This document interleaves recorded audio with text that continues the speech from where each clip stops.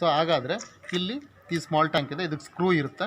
ಈ ಸ್ಕ್ರೂನ ಈ ಥರ ಓಪನ್ ಮಾಡಿಕೊಂಡು ಈ ಥರ ಎಲ್ಲ ಫುಲ್ ಓಪನ್ ಮಾಡಿ, ಈ ಥರ ಓಪನ್ ಮಾಡಿದ್ರೆ ಇದರಲ್ಲಿ ವಾಲ್ ಇದೆ. ಸೊ ಬಾಲು ಪ್ಲಸ್ ವಾಲು ಇದೆ. ಸೊ ಬಾಲ್ನ ನೀವು ಪ್ರೆಸ್ ಮಾಡಿದಾಗ ಸೊ ಇಲ್ಲಿ ಈಗ ನಾವು ಮೊದಲೇ ಆಫ್ ಮಾಡಿದ್ವಲ್ಲ, ಆ ಗೇಟ್ ವಾಲ್ನ ಆನ್ ಮಾಡ್ಕೋಬೇಕು. ಆನ್ ಮಾಡಿಕೊಂಡ್ರೆ ಸೊ ಇದ್ರ ಮುಖಾಂತರ ನೀರು ಬೀಳುತ್ತೆ. ಸೊ ಇನ್ ಕೇಸು ಇಲ್ಲಿ ನೀರು ಬೀಳ್ತಾ ಇಲ್ಲ ಅನ್ನೋದಾದರೆ ಸೊ ಇಲ್ಲಿ ಬ್ಲಾಕ್ ಆಗಿರುತ್ತೆ. ಸೊ ಈ ಜಾಗದಲ್ಲಿ ಅದಕ್ಕೇನು ಮಾಡಬೇಕು ಅಂತಂದರೆ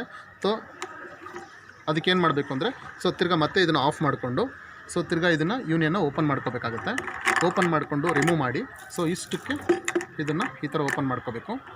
ಈ ಥರ ಪೂರ್ತಿ ಇದನ್ನು ರಿಮೂವ್ ಮಾಡಿ ತಿರ್ಗಾ ಇದಕ್ಕೆ ಸೊ ಈ ಥರ ಇದನ್ನು ಫಿಕ್ಸ್ ಮಾಡಿಕೊಂಡು ಹೊರಗಡೆ ತೆಗೆದು ಸೊ ಇದನ್ನು ನೀರನ್ನು ತಿರ್ಗಾ ಮತ್ತೆ ಆನ್ ಮಾಡಿಕೊಂಡಾಗ ನೀರು ಫೋರ್ಸಾಗಿ ಬರುತ್ತೆ. ಸೊ ಫೋರ್ಸಾಗಿ ಬಂದಿದ್ದ ನೀರಲ್ಲಿ ಈ ಥರನಾದರೂ ತೊಳಿಬೋದು, ಅಥವಾ ಯಾವುದಾದ್ರೂ ತಂತಿ ಅಥವಾ ಯಾವುದಾದ್ರೂ ಕಡ್ಡಿಯಿಂದಲೂ ಕೂಡ ಇದನ್ನು ಕ್ಲೀನ್ ಮಾಡ್ಬೋದು. ಇದನ್ನು ಕ್ಲೀನ್ ಮಾಡಿದಾಗ ಸೊ ಇಲ್ಲಿರೋ ಡಸ್ಟ್ ಎಲ್ಲ ಹೋಗುತ್ತೆ, ಇದರಲ್ಲಿರೋ ಡಸ್ಟ್ ಎಲ್ಲ ಹೋಗುತ್ತೆ. ಮತ್ತು ನೀವು ಹೇಗೆ ಬಿಚ್ಚಿದ್ರಿ ಅದೇ ಥರನೇ ಈ ಥರ ಫಿಕ್ಸ್ ಮಾಡಿ ಸೊ ಈ ಥರ ಕನೆಕ್ಟ್ ಮಾಡಬೇಕಾಗುತ್ತೆ.